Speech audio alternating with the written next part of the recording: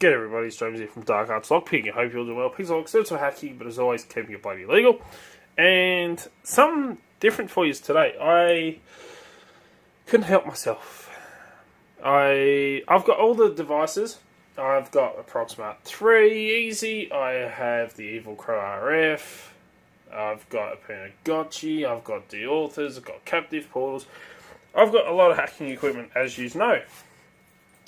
To do lots of different jobs and stuff like that. And they're all, one tool for one job. It's literally like, that's all that tool is designed for. And it has quite a lot of functionality to it, like the Proxmart 3 Easy. I can do high and low frequency cards, I can decrypt cards, I can crack the passwords on them, I can diagnose stuff wrong with readers. I can do a lot of stuff with it when it comes to copying RFID cards and playing with readers and stuff like this one here.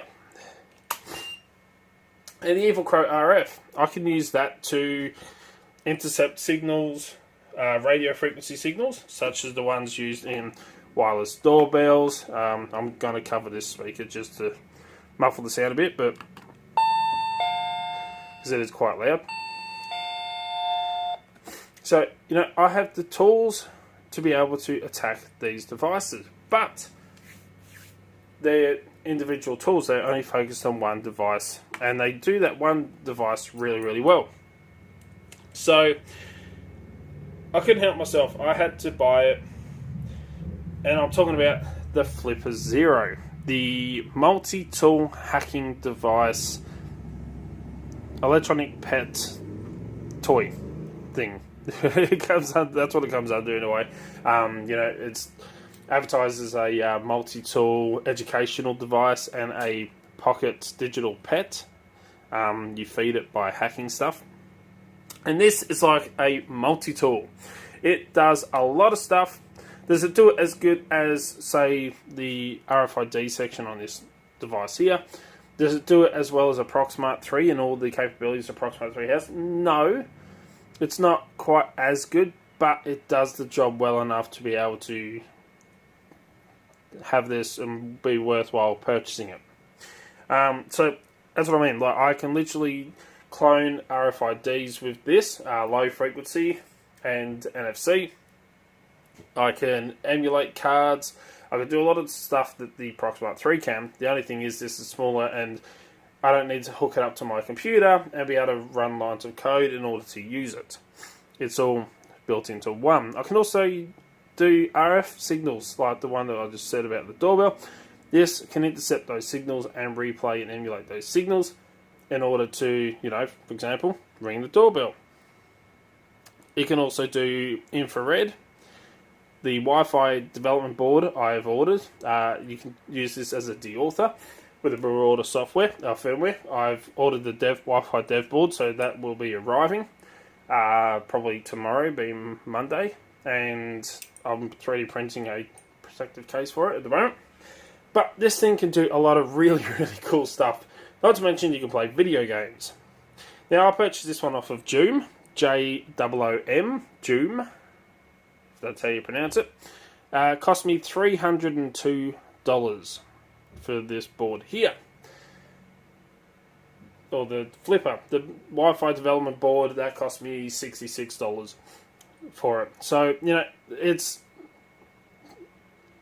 an expensive tool in that way, but it is definitely, if you are a pen tester or if you run a business like I do and stuff that I do, and you want to learn about educational stuff like what this can do, then it's definitely a worthwhile product to get. Now, to show you some of the cool features, I'm going to just do a quick little demonstration for you. I'm going to be doing separate videos on each of the functionalities of it, and out in the wild using and stuff like that. But let's say I want to take this RFID card and I want to make a copy of it. Well, I can read it by selecting the RFID function. So if I go into here, you can see 125 kilohertz RFID, that's low frequency. Then I can go read, and it will read the card and tell you what it is. I can then go to emulate. So to show you, this is the working card for this lock, and you'll be able to hear it. And if I just put this over there, as you can see, it's not going to do anything, but if I click emulate,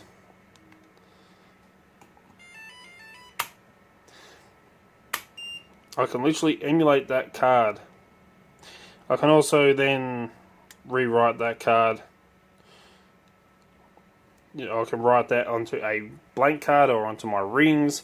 So I can literally, you know, copy RFIDs cards like with Approximate 3 or the little handheld devices. This is actually better than those little handheld ones. In the fact that the big white ones put password locks on them, and then if you try to copy that card onto something else, onto that blank card, well then it's got a password lock and you can't use it. But this has those functionalities on here. You can also, with this, with the RFID, you can brute force some RFID locks that will try a couple of basic identification numbers and stuff like that. But I'll go into that in more detail in the actual proper full-on RFID section about the Flipper Zero. So let's move that out of the way. Now let's go doorbells. As I said, this can do radio frequencies, sub-gigahertz. And what I can actually do here is I can go to frequency analyzer, which will tell me what the signal is that this doorbell uses. So I'm just going to sit the flipper here and put my hand over that again to block the sound.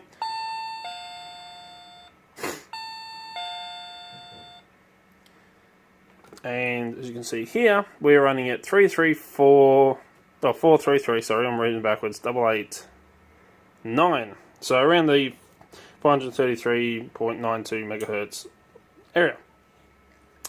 So I can get out of that frequency analyzer. We can go read raw. So what we're going to do is we're literally going to click record, and we're going to record the signal going from the doorbell to the actual unit here. So again, I'm going to block the sound. I'm going to click record and press doorbell, which, as you can see, that is now recorded that signal just there. And then what I can do is actually, if I want to, I can just send it again. Now, I'm not going to press this. I'm just going to press the button on here. Again, block the sound so it's not so loud. And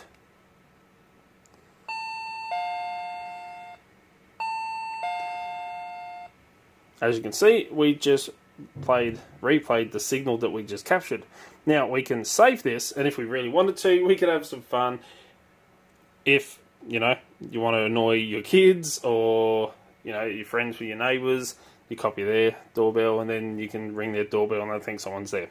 You can have a bit of fun in that way. Again, do not hack stuff that you do not have permission to hack, or that's not yours, that you don't have permission, as I said, because this is a very powerful tool. You can do some cool stuff with this. You can learn a lot of stuff with this, but it can also do damage if you don't know what you're doing.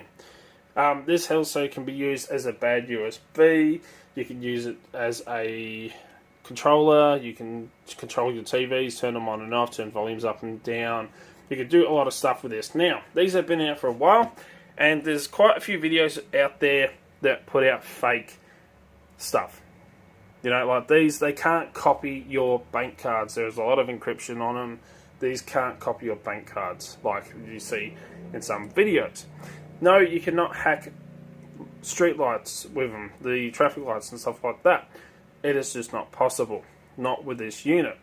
So I'm going to cover all the little bits and pieces that this can do in other videos, and do quite a lot of stuff on the Flipper Zero because of how really cool it is and how interesting the cybersecurity stuff is and the weaknesses that this thing exploits. So anyway, let us know in the comments below what you think. Would you like to get your hands on a Flipper Zero? Have you seen one?